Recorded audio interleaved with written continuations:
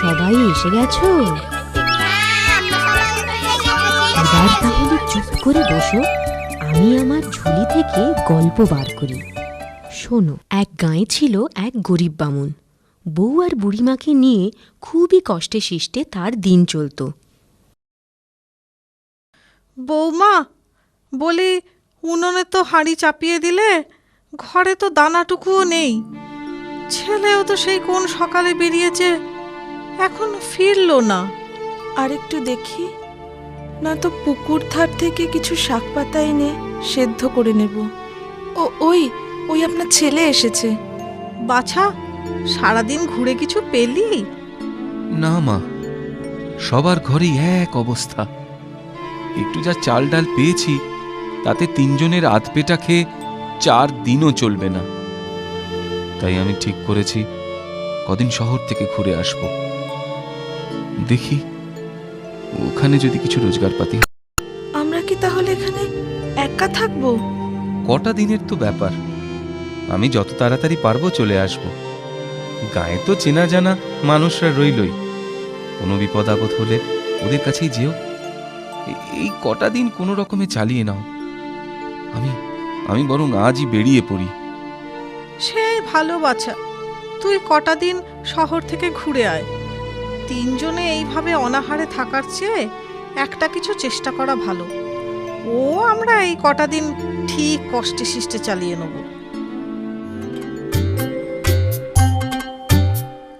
ও মাঝি, ও মাঝি, নৌকা ছেড়ো না।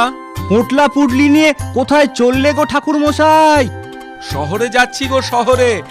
গায়ের যজমান বাড়ির অবস্থাও তো ভালো নয়, তাই শহরে যাচ্ছি দুটো রোজগারের আশায়। ঠিকই বলেছ, দিনকাল যা পড়েছে, কটা মাসের মধ্যে গায়ের কি দুর্দশা হলো বলো তো।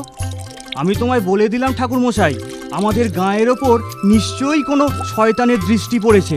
কি জানি বাবু, ভাগ্যে কি লেখা আছে। হবে হয়তো।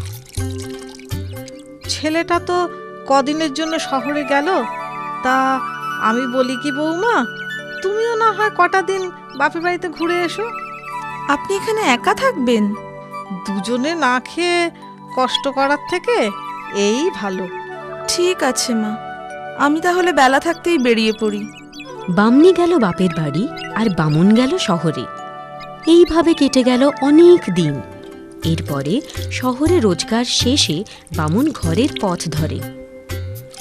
এদিকে ওই নদীর পাশেই এক শ্মশান, আর সেই শ্মশানেই থাকে এক জাঁদরেল ভূত। মাঝি, সামনে তো শ্মশান, এই পথে কোনো ভয় নেই তো? বামুন ঠাকুর, অত ভয় নিয়ে কি আর নৌকা চালানো যায়? জলে ভয়, ডাঙায় ভয়, আমার তো মনে হয় আসলে মনেই ভয়। তা যা বলেছ। পোটলা ভরা টাকা করি, ফিরছে বামুন নিজের বাড়ি। পোটলা ভরা টাকা করি, ফিরছে বামুন নিজের বাড়ি। এই তো সুযোগ মাথায় এলো, দারুণ মজার ফন্দি।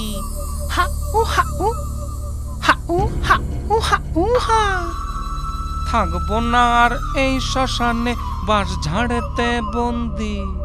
থাকবো না আর এই শ্মশানে বাস ঝাড়েতে বন্দি।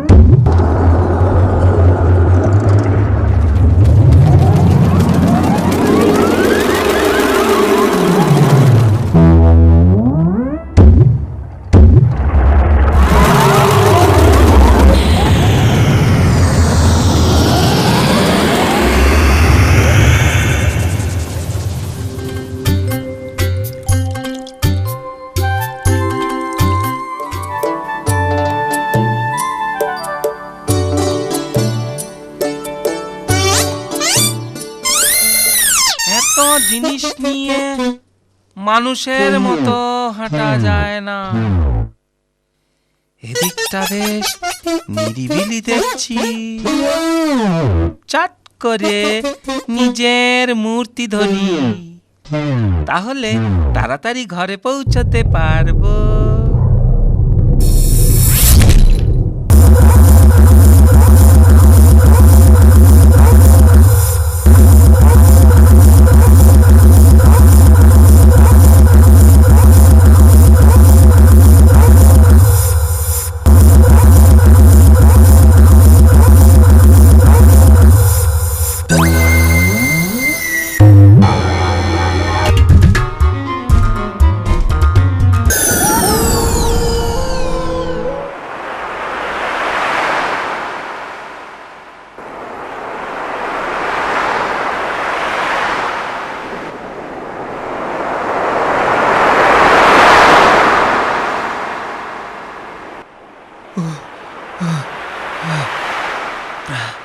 যা তুফানের মধ্যে পড়েছিলাম, প্রাণে বেঁচেছি এই ঢের।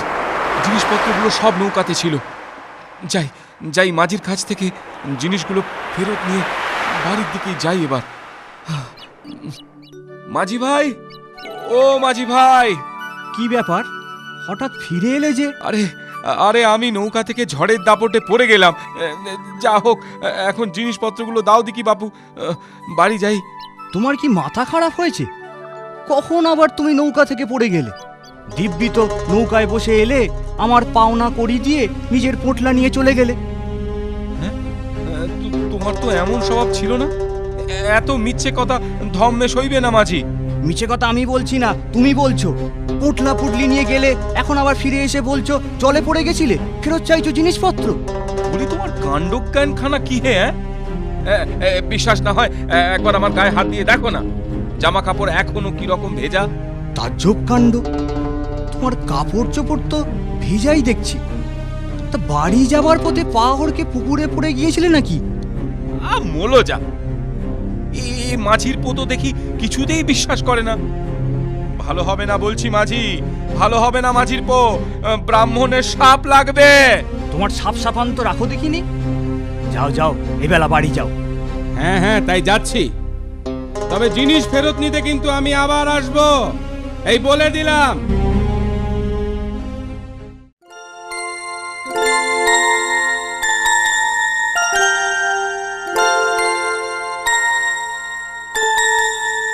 এই নে, তোর জন্য পুলি পিঠে করেছি, একটু মুখে দে বাবা।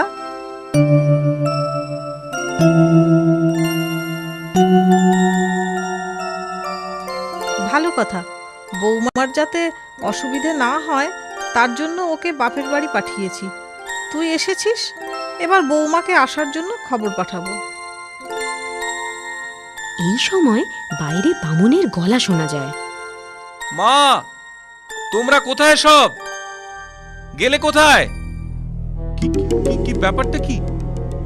এসব কি অদ্ভুত কাণ্ড? ওই লোকটা কে? চেহারাটা তো একদম আমার মতো। এ কি অনাথ সৃষ্টি! মা, মা, তুমি ওই লোকটাকে জামাই আদর করে খাওয়াচ্ছ কেন? তুই কে রে অলক্ষণে? আমার বাছার মতো চেহারাটা ধরেছিস, আবার এখন এসে হম্বিতম্বি করছিস? দূর হ এখান থেকে। হ্যাঁ, ঠিকই তো। কে রে বেটা তুই? আমার বাড়িতে এসে আমাকেই চোটপাট! খবরদার, মুখ সামলে, জালিয়াত চোর! বেরো আমার বাড়ি থেকে!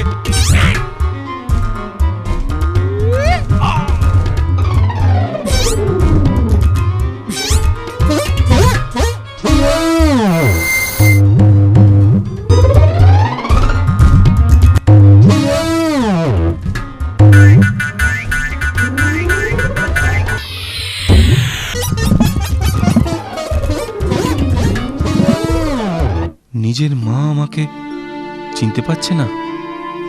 কি করি আমি এখন? ওই তো রাজপ্রাসাদ। যাই, রাজামশাইয়ের সাথে গিয়ে দেখা করি, উনি যদি কোনো বিহিত করতে পারেন। এর নাম হই রাজামশাই। বড় বড় মুশকিলে পড়ে আপনার কাছে এসেছি। কি মুশকিল শুনি? আমি কদিনের জন্য বাইরে গেছিলাম, বাড়ি ফিরে দেখি আমারই মতো দেখতে একটা লোক এখন আমার বাড়িতে রয়েছে। গায়ের লোকজনও আমাকে চিনতে পারছে না। আপনি এর একটা বিহিত করুন রাজামশাই, এমন ব্যবস্থা করুন যাতে ওই জালিয়াতটা সাজা পায় আর আমি আমার নিজের বাড়িতে ফিরতে পারি। এ তো বড় অদ্ভুত কথা, এর আগে এমন কথা তো শুনিনি। মন্ত্রী, এই বামুনের বাড়ি থেকে সেই ভেকধারী বামুনকে এখনই ধরে নিয়ে এসো। রাজার হুকুম মতো সেপাহীরা গিয়ে বামুনের বাড়ি থেকে বামুনরূপী ভূতকে ধরে নিয়ে এলো রাজসভায়। এ কি তাজ্জব ব্যাপার! দুজনকেই দেখতে অবিকল একই রকম। কে যে আসল আর কে নকল বোঝা ভারী মুশকিল।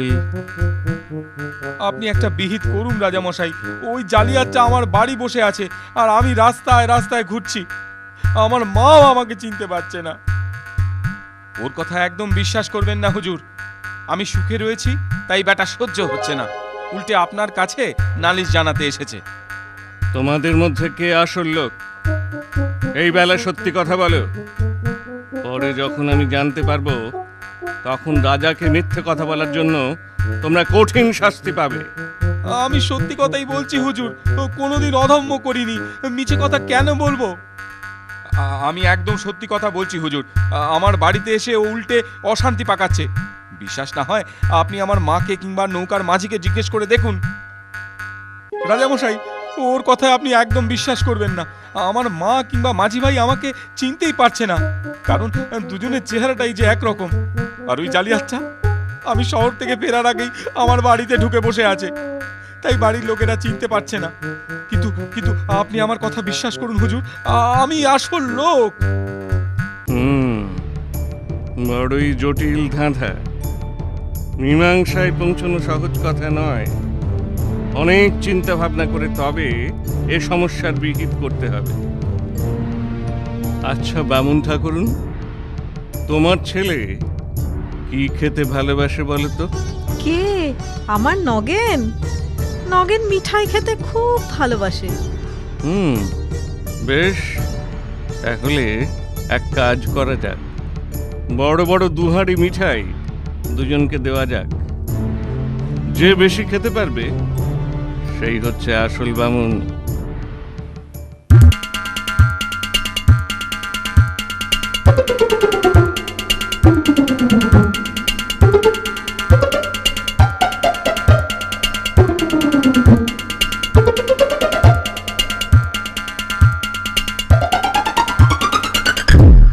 না, এ তো দেখছি সবই নিমেষে সাফ করে দিল। আচ্ছা, তোমরা তোমাদের তিন পুরুষের নাম বলো তো। যার লোক নিশ্চয় এটা পারবে না। আমি এক্ষুনি বলছি মহারাজ, আমার বাবার নাম 1 করি, তার বাবা 2 করি, তার বাবা 3 করি। বাবা, তুমি নাম বলছো না নামটা বলছো? কি বামুন ঠাকুরুন, ঠিক বললেও? হ্যাঁ রাজামশাই। আচ্ছা, এবার তুমি বলো দেখি তোমার 3 পুরুষের নাম। মহারাজ, ও তো আমারটা শুনে ফেলেছে। তাই তো তাহলে উপায়? মহারাজ, আমি বলি কি, ওকে ওর মামার বাড়ির 3 পুরুষের নাম বলতে বলুন। আমার মনের কথাটাই তুমি বলে ফেললে মন্ত্রী, আমিও তো তাই ভাবছিলাম। হ্যাঁ বলো, তোমার মামার ঘরের 3 পুরুষের নাম বলো। মামার বাড়ির 3 পুরুষের নাম? শ্যাম, ঘনশ্যাম আর রাধেশ্যাম। মহারাজ, এও তো ঠিক বললো দেখছি। কি যে হচ্ছে আমি তো কিছুই বুঝতে পারছি না। মহারাজ, আমি এদের দুজনের সমস্যার কথা শুনেছি। বড় জটিল সমস্যা, তাতে কোনো সন্দেহ নেই, কিন্তু আমি একটা উপায় বাতলাতে পারি। বলো রাজকুমার, কি উপায়? উপায় আছে মহারাজ, আপনি যদি আদেশ করেন আমি প্রমাণ করে দিতে পারি এদের মধ্যে কে আসল আর কে নকল। ঠিক আছে কুমার, তুমি বিচার করো। পেয়াদা, একটা মুখ বন্ধ করা সরু পাত্র নিয়ে এসো তো। এই যে, এই আমার হাতে যে পাত্রটি দেখছেন, একমাত্র এরই মাধ্যমে রহস্যের সমাধান হবে। দুজনের মধ্যে যে এই পাত্রের ভিতর ঢুকে আবার বেরিয়ে আসতে পারবে, জানবো সেই আসল বামুন।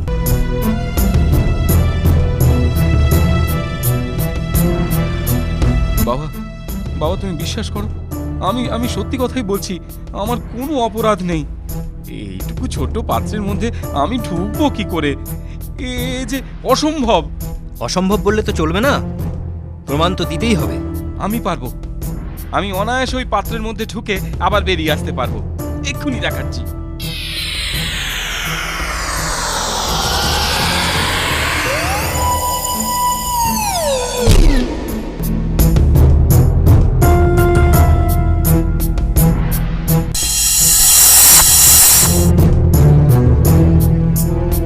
মহারাজ, ওই ব্রাহ্মণই সত্যি কথা বলছেন, উনি আসল লোক। আর পাত্রের মধ্যে যে এখন আটকা পড়েছে সে খুব দুষ্ট একটা ভূত। ব্রাহ্মণের ছদ্মবেশ ধরে সবাইকে ভুল বুঝিয়েছে। যান ব্রাহ্মণ, এই পাত্রটি নিয়ে নদীতে ফেলে দিন, যাতে ও আর কোনো দিন ফিরে আসতে না পারে। বামুনের বাড়িতে বামুনের মা তাকে জামাই আদর করে খাওয়াচ্ছে আর পাখা দিয়ে হাওয়া করছে। কি ভয়ঙ্কর কাণ্ড! নিজের ছেলেকেই আমি চিনতে পারিনি, আর ওই বেটা ভূতকে কিনা আমি গোগ্রাসে গিলিয়েছি। ভাগ্যিস বৌমা ছিল না, কালই আমি বৌমাকে আনতে লোক পাঠিয়ে দেবো। আহা, বাছার আমার এই কদিন একটুও যত্ন আত্তি হয়নি। ঘাট হয়েছে ঠাকুরমশাই, কত আকথা কুকথা বলেছি, ক্ষমা করে দেন। বেটা ভূতকে যে শেষ পর্যন্ত গাঁ থেকে তাড়ানো গেছে এই ঢের। আর কখনো সন্ধেবেলা শ্মশানের পাশ দিয়ে নৌকা বাইব না, এই বলে রাখলো। এরপর আর কোনো অভাব, অভিযোগ, অশান্তি রইল না। বামুন তার পরিবার নিয়ে সুখে ঘর সংসার করতে লাগলো।